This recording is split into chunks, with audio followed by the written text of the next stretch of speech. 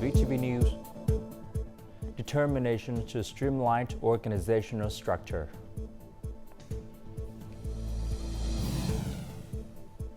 Prime Minister's call for drastic global poverty eradications in G20 Summit. In our news, Russia willing to normalize ties with U.S. says efforts must be mutual.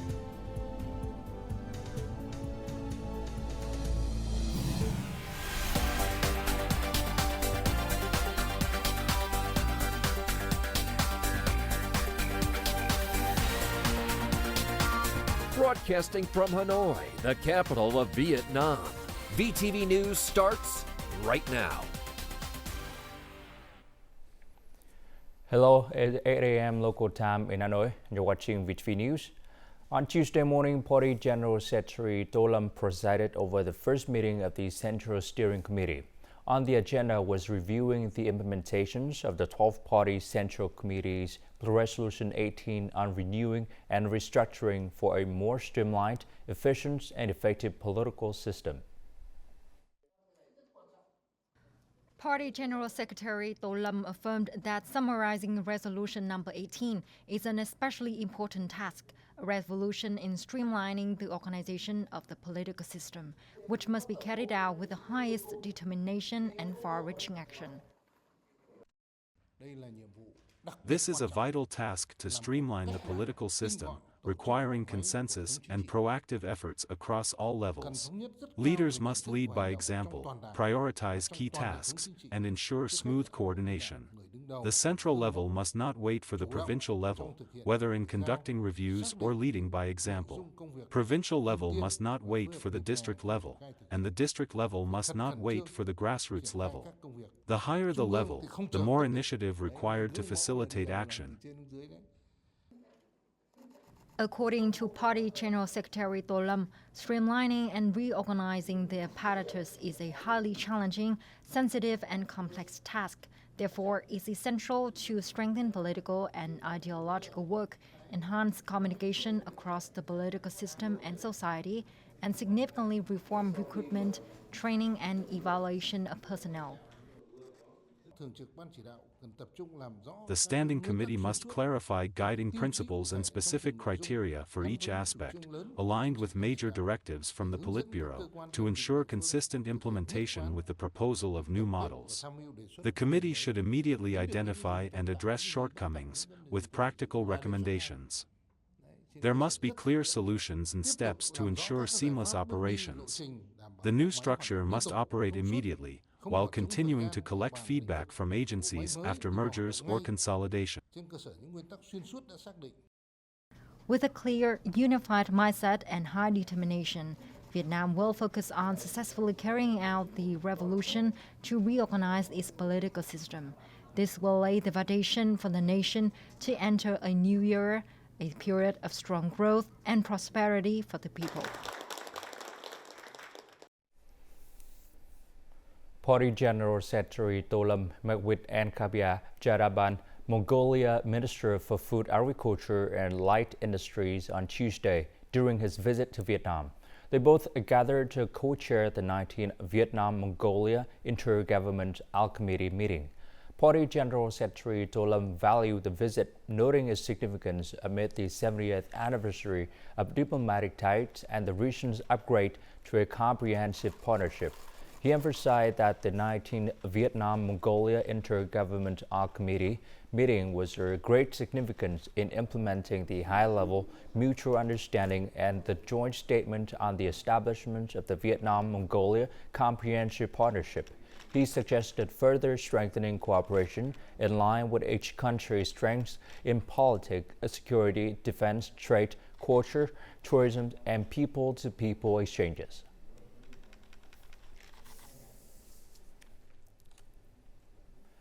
National Assembly Chairman Trần Thanh Mẫn held an official welcome ceremony Tuesday for the President of the National Assembly of Armenia, Alan Simonian, on his official visit to Vietnam.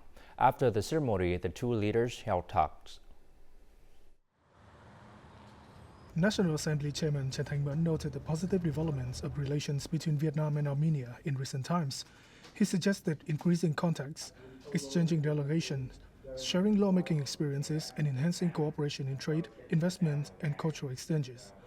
He also proposed accelerating the implementation of Vietnam-Eurasian Economic Union free trade agreements and supporting ASEAN and Vietnam's stance on resolving the EC issue through peaceful means. He emphasized the importance of fostering business ties, mutual recognition of product certifications, and avoiding double taxation. He also called for discussions on scholarships for student exchanges and preferential visa policies to facilitate travel and cultural exchange. The president of the Armenian National Assembly welcomed the proposal to sign a cooperation agreement to strengthen parliamentary ties and promote bilateral cooperation in various fields, including the economy, education, and tourism. He also agreed with the visa exemption proposal and expressed hope for direct flights between the two countries and greater support in international forums. Party General Secretary Tolam met with President of the National Assembly of Armenia, Alan Samanian, on Tuesday. The Vietnamese top leader expressed confidence that the visit would boost bilateral relations. He commended the talks between the Vietnamese and Armenian National Assembly leaders, calling them a key milestone. He discussed ways to strengthen bilateral cooperation, emphasizing peace, stability, and development in the region. The Armenian National Assembly President reaffirmed Armenia's commitment to the country's traditional friendship. He emphasized that this was a key moment to expand cooperation in all areas and agreed on several measures to strengthen ties, including education, training, and people-to-people exchanges.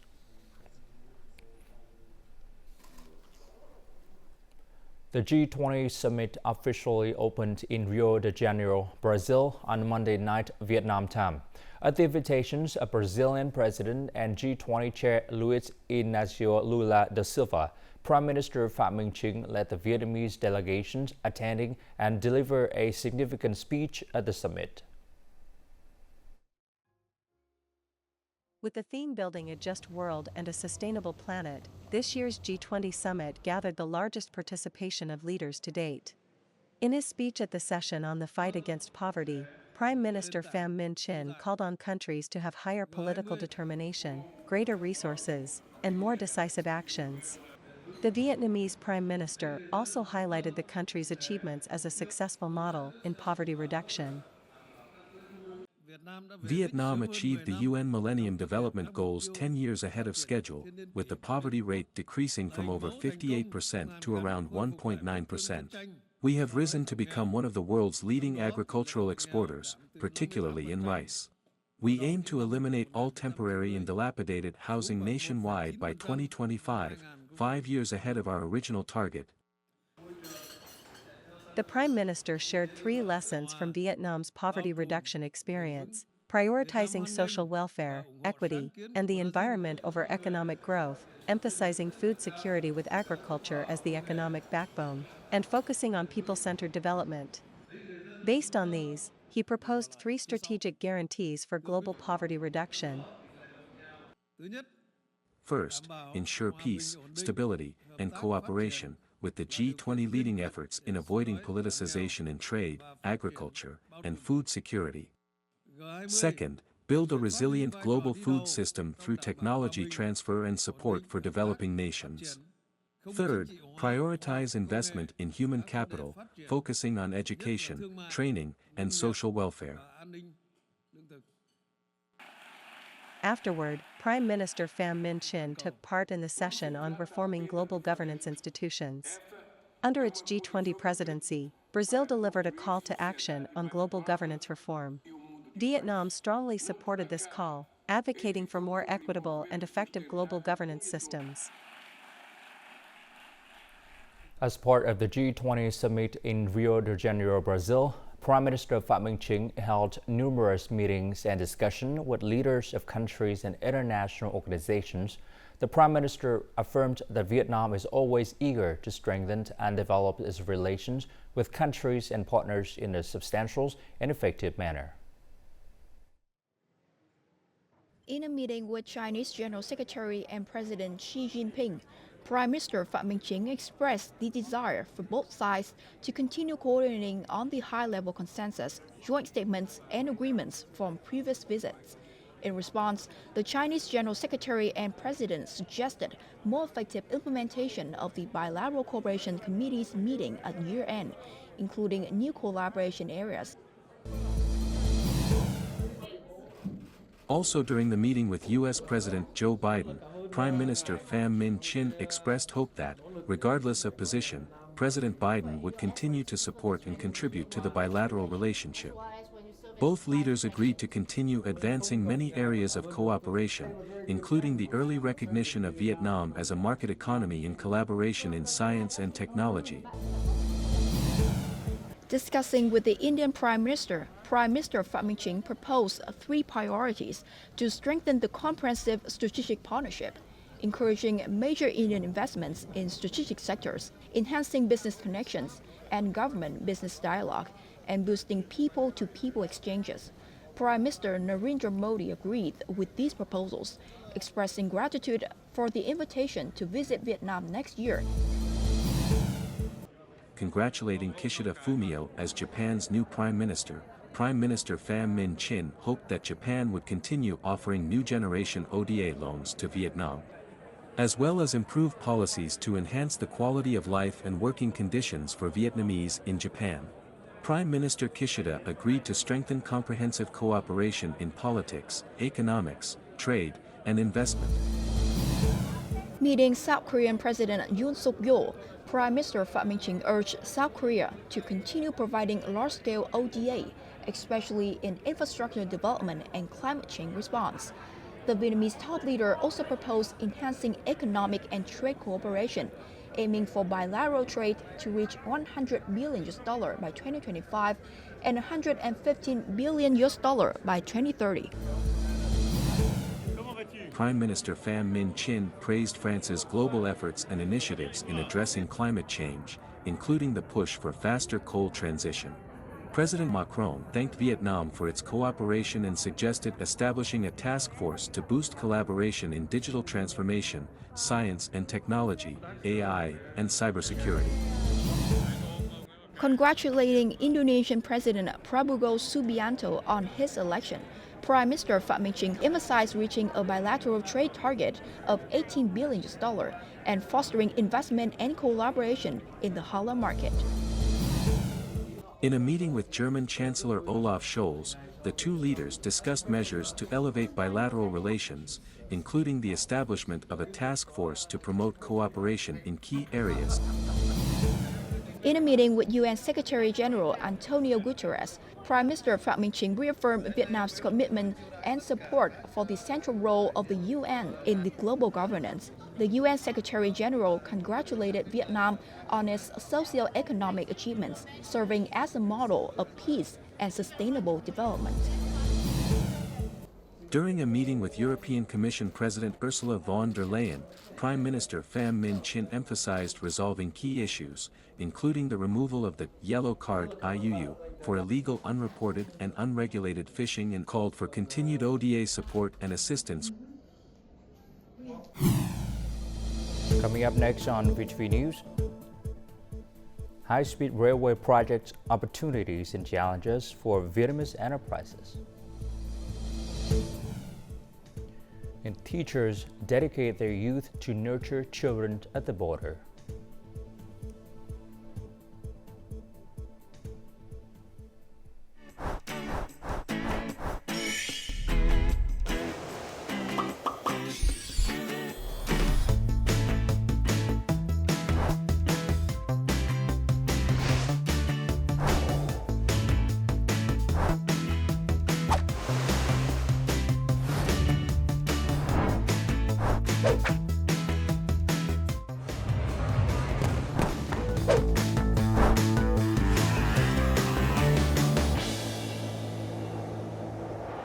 Welcome back to VTV News.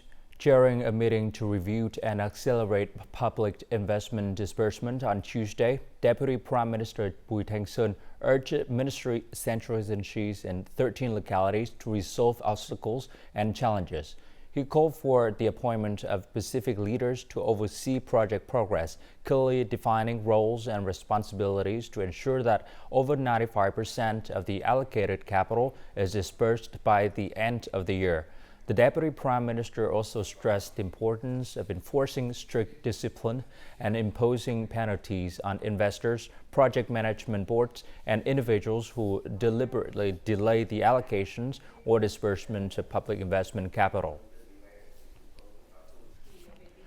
The Laos-Vietnam-Laos International Border Gate Pier was officially launched with a ceremony held in Sơn La Province on Tuesday. The International Border Gate Pier is expected to facilitate comprehensive exchanges between the border provinces of Vietnam and Laos, contributing to the economic, social, defense, and security development of both countries' border areas. It will also enhance regional connectivity and support the building of the ASEAN community, resulting in the strengthening and development of the special friendship between Vietnam and Laos.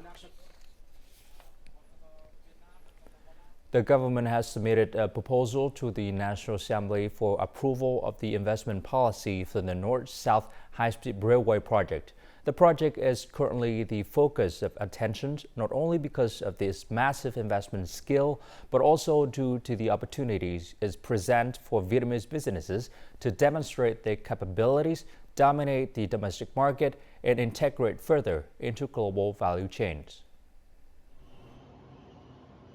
With an investment amount of over $67 billion and a construction cost of $33.25 billion, the high-speed railway project is seen as a once-in-a-lifetime opportunity, and domestic businesses are looking forward to contributing to the project.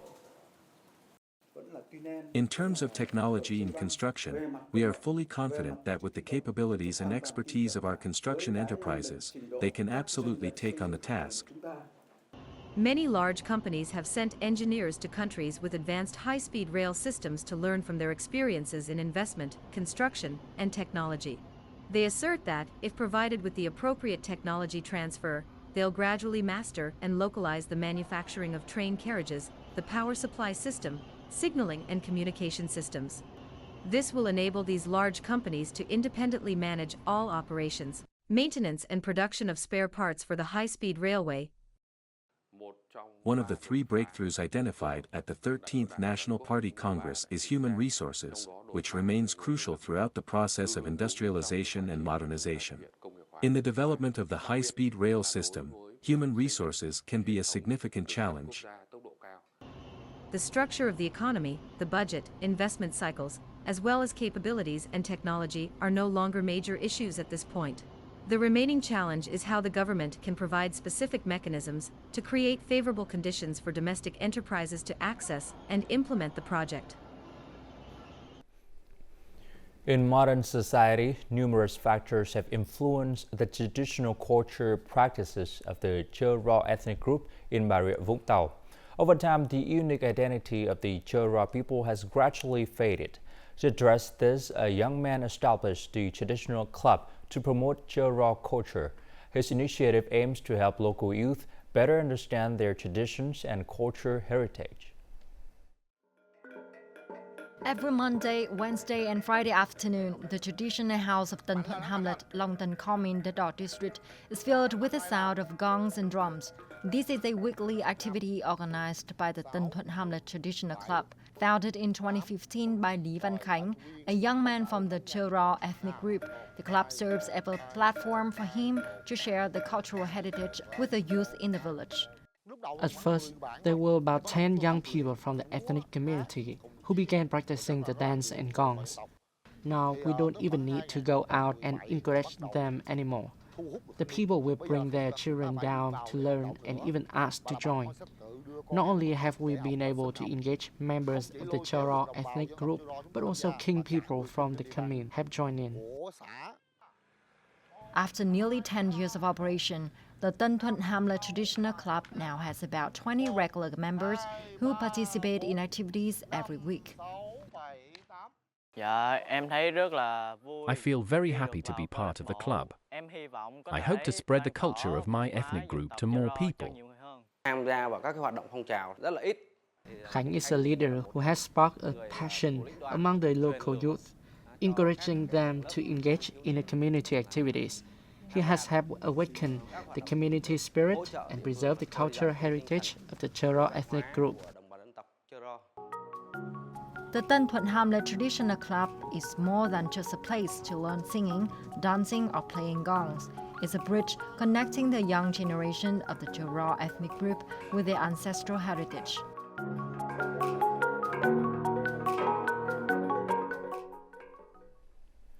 President Ho Chi Minh once said, being a kindergarten teacher means taking on the role of a mother.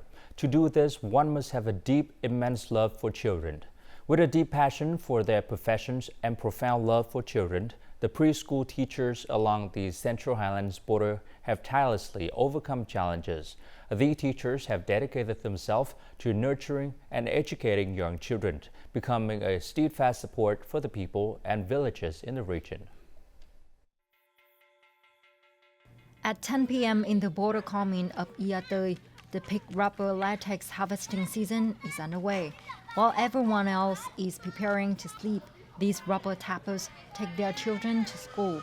With more than 10 years as a preschool teacher at 4-3 kindergarten, Trần Thị Mùi, who once felt foreign to the nighttime routine, has now grown accustomed to the schedule of the tappers. At that time, some children would sleep while others couldn't. I need to soothe them, talk to them, and do everything I can to keep them from crying. When a child was sick, I stay awake all night to care for them. The main concern of kindergarten teachers in the border areas is ensuring that the children attend school regularly and become proficient in Vietnamese. For the ethnic children, I need to encourage them to speak Vietnamese at all times. I decorate the classrooms with Vietnamese letters, words, and numbers as a way to help them be fluent in Vietnamese. These young teachers are also a pillar of support for the local people. They play a key role in helping ethnic people change their mindset regarding economic development, poverty reduction, and hunger eradication. The teacher guides the children on how to grow vegetables to improve their daily meals, how to properly care for themselves, ensure they have a balanced diet. My youth was mainly spent here. It was a beautiful youth, very meaningful, and I am proud that I can contribute even a small part. I hope my efforts have helped the children grow and mature day by day. The border areas of the Central Highlands is changing day by day, and young teachers like Mui and Lam take great pride in having contributed a part of their youth to this land.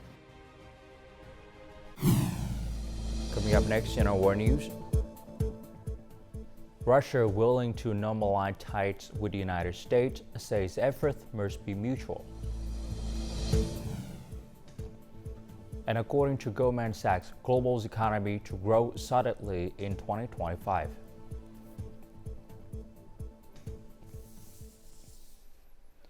According to the Russian news agency TASS, Kremlin spokesperson Dmitry Peskov stated on Tuesday that Russia is prepared to normalize its relations with the United States, emphasizing, however, that the effort must be mutual. Earlier on the same day, Russian President Vladimir Putin signed a decree ratifying the country's updated nuclear doctrine. Regarding this issue, the Kremlin spokesperson said that the amendments to the doctrines have been practically formulated and will be formalized as necessary. The parameters of the amendments have been announced by the Russian president in September. In particular, he said that the categories of state and military unions subject to nuclear deterrence has been expanded. Economists at the renowned U.S. firm Goldman Sachs Research forecasted another solid year of global economic growth in 2025. Worldwide GDP is forecast to expand 2.7% next year on an annual average basis. The U.S. will outperform expectations while the euro area lags behind amid fresh tariffs that are anticipated from the Trump administration. U.S. GDP is projected to increase 2.5% in 2025, well ahead of the consensus at 1.9%. The euro area economy is expected to expand 0.8% compared to the consensus of 1.2%. Denmark's government said on Monday that the country's major parties had agreed on the details of the world's first carbon tax on emission by livestock.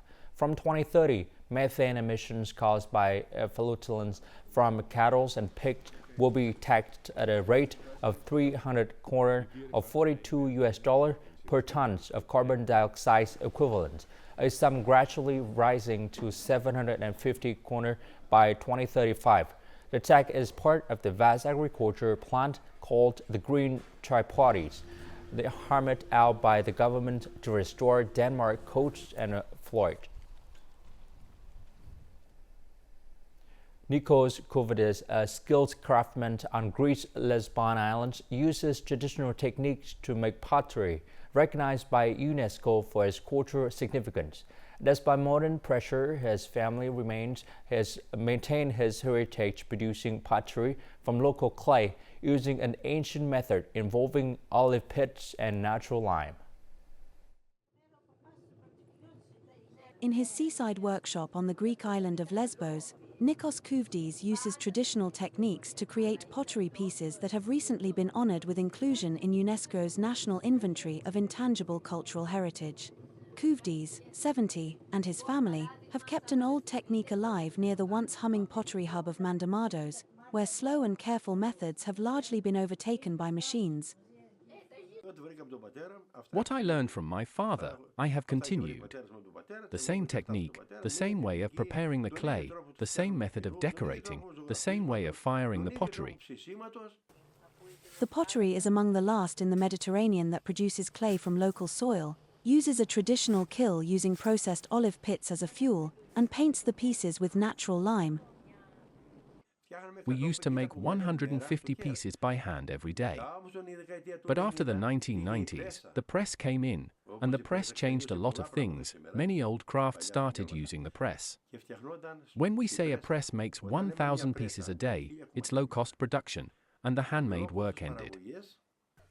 At 70, Kovidis remains devoted to creating pieces at his workshop, overlooking the serene Aegean Sea, fueled by passion for his craft. And now, as usual, let's continue with the weather forecast.